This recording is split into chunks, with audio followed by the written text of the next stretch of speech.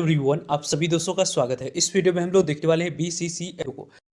BCCL IPO के बारे में बात करें तो इस आईपीओ के रिलेटेड किस तरीके की कैसी यहाँ पे लेटेस्ट अपडेट निकल कर आती हुई दिख रही है, और इस कंपनी में यदि आप शेयर होल्डर्स कैटेगरी में अप्लाई करने की अपॉर्चुनिटी को ढूंढ रहे हैं तो क्या आखिरी मौका आप लोगों के पास आज की डेट रखी गई है, या आपको आने वाले समय में कोई और अपॉर्चुनिटी इस आईपीओ में मिलने वाली है, उनके बारे में इस वीडियो में डिटेल्स में बात करने वाले हैं। सो वीडियो को इन तक देखिएगा और ऐसे ही daily IPO grey market premium से जुड़ी अपडेट के लिए चैनल को सब्सक्राइब कर लीजिए। साथ ही कमेंट्स में टेलीग्राम ग्रुप का लिंक दिया गया है, वहाँ भी जुड़ सकते हो टाइम पे। जनरली हम किसी भी आईपीओ में यदि हम लोग डिस्कस करते हैं तो वहाँ पे आप लोगों को शेयर होल्डर्स कैटेगरी हम लोगों को नहीं दिखती है, क्योंकि उन कंपनियों की बात करें तो वहाँ पे आपको पेरेंट्स कंपनी पहले से ही बीएसई एनएसई दोनों जगह पर लिस्टेड नहीं होती है। रेयर ही आपको आईपीओ आती है जिसमें आप लोगों को शेयर होल्डर्स कैटेगरी हम लोगों को दिखती है। तो इस आईपीओ में शेयर होल्डर्स कैटेगरी हम लोगों को दिख रही है, और इस कंपनी की पेरेंट्स कंपनी जो पहले से ही लिस्टेड है उनकी एक सब्सिडरी कंपनी अब जाकर यहाँ पे बीएसई के ऊपर लिस्ट होते हुए दिखेगी। तो इस सब्सिडरी कंपनी में आपको अप्लाई करने की अपॉर्चुनिटी की यहाँ पे देख रहे हैं। तो इस कंपनी की पेरेंट्स कंपनी की एक भी शेयर को पहले से यदि आप बाइंग करके रखेंगे तो इस कंपनी की जो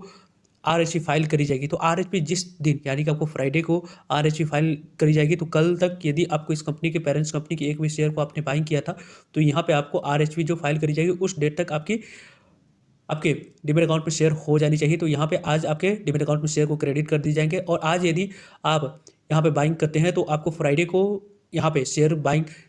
आपके पोर्टफोलियो में शेयर आ जाती है, और सैटरडे को यदि इस कंपनी की आरएचई फाइल होती है तो आप एलिजिबल रहेंगे, क्योंकि बीच में आप लोगों को मार्केट यहाँ पर क्लोज रहने वाली। इसके कारण से आप लोगों को इस आईपीओ में अपॉर्चुनिटी इस तरीके से मिलती हुई दिख रही है। यदि हम लोग डिस्कस करें इस आईपीओ में, तो इस आईपीओ में आपको यहाँ पे आरएचपी अभी तक फाइल हुई नहीं है, यानी कि आपको अभी भी आपके पास अपॉर्चुनिटी है। यदि इस कंपनी की पेरेंट्स कंपनी की एक भी शेयर को आप लोग पहले से बाइंग करके रखेंगे तो यहाँ पे शेयर होल्डर्स कैटेगरी में आप लोग को अप्लाई करने की अपॉर्चुनिटी मिलने वाली है। यहाँ पे जैसे ही इस कंपनी की ऑफिशियल डेट आएगी, उस डेट से यदि हम लोग बात करते हैं तो रिकॉर्ड डेट मानी जाएगी, और उस डेट से एक दिन पहले एक्स डेट माना जाएगा, यानी कि एक्स डेट तक आपके पोर्टफोलियो में इस कंपनी की शेयर होनी चाहिए। और इस कंपनी के बारे में बात करते हैं तो यहाँ पे ऑफिशियल डेट नहीं आई, क्योंकि अभी तक इस कंपनी के द्वारा आरएचपी फाइल नहीं किया गया। जैसे इस कंपनी के द्वारा आरएचपी फाइल करी जाएगी वैसे ही इस कंपनी के आप लोगों को एक्स डेट हम लोग को आती हुई दिख जाएगी। जैसे एक्स डेट आती है, इस कंपनी के लिस्टिंग के बारे में बात करते हैं तो यहाँ पे आप लोगों को इस कंपनी के लिस्टिंग डेट अभी तक नहीं दी गई। जैसे इस कंपनी के लिस्टिंग डेट और प्राइस बैंड के बारे में बात करते हैं तो आपको जैसे ही ऑफिशियल डेट आएगी उस डेट के साथ इस कंपनी की प्राइस बैंड हम लोग को आते हुए दिख जाएगी। इस कंपनी की फेस वैल्यू यहाँ पे 10 रुपीज़ रहने वाली है। प्राइस बैंड अभी तक आप लोग को नहीं आई है। इस कंपनी की लॉट साइज के बारे में बात करते हैं तो इस आईपीओ में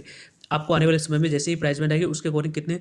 एक लॉट अप्लाई करते समय आपको शेयर सेलेक्ट करना है उसके बारे में इन्फॉर्मेशन मिलेगी। वैसे इस कंपनी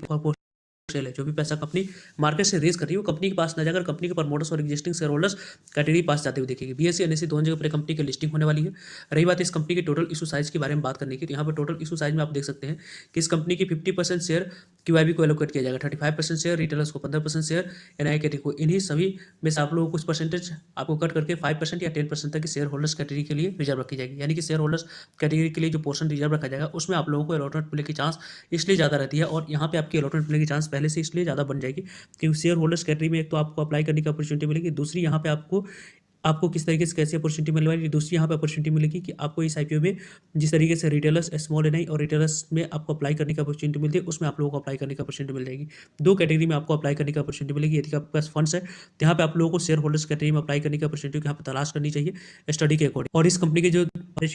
फाइल किया गया था यहाँ पे डीआरसी जो फाइल करी गई वो 5 जून को फाइल किया गया था। सितंबर को यहाँ पे सेबी की तरफ से अप्रूवल मिल चुकी है। अब इस कंपनी की आईपीओ यहाँ पे कभी भी आते हुए दिख जाएगी, और जो मार्केट में खबर चल रही है उसके अकॉर्डिंग नेक्स्ट वीक इस कंपनी की आईपीओ ओपन होते हुए दिखेगी। तो इस आईपीओ के बारे में टाइम पे आप लोगों को सभी अपडेट मिलते रहेंगे। वैसे इस आईपीओ के बारे में बात करें तो इस कंपनी की पेरेंट्स कंपनी कोल इंडिया लिमिटेड कंपनी की बात करें तो इसकी सब्सिडी कंपनी है बीसीसीएल, और बीसीसीएल आईपीओ की जो आ रही है उसमें आप लोगों को शेयर होल्डर्स कैटेगरी में आप लोगों को अप्लाई करने की अपॉर्चुनिटी मिलेगी। और वैसे भी यदि हम लोग डिस्कस करें तो इस कंपनी में आप लोगों को अप्लाई करने की अपॉर्चुनिटी यहाँ पे जो देख रहे हैं तो कोल इंडिया लिमिटेड कंपनी के एक भी शेयर को आप लोग बाइंग करके रखेंगे तो यहाँ पे शेयर होल्डर्स कैटेगरी में आप लोगों को अप्लाई करने की अपॉर्चुनिटी मिलेगी, और इस अपॉर्चुनिटी को यहाँ पे देख सकते हैं। और वैसे भी यदि हम लोग डिस्कस करें तो आज भी इस कंपनी के शेयर को बाइंग करते हैं और सैटरडे या मंडे को इस कंपनी के द्वारा आरएचई फाइल करी जाती है तो वहाँ पे आप एलिजिबल रहेंगे। यहाँ पे इस कंपनी की आज अपॉर्चुनिटी आखिरी दिन मिल रहा है या फ्राइडे तक आप लोगों के पास आखिरी अपॉर्चुनिटी है इस कंपनी में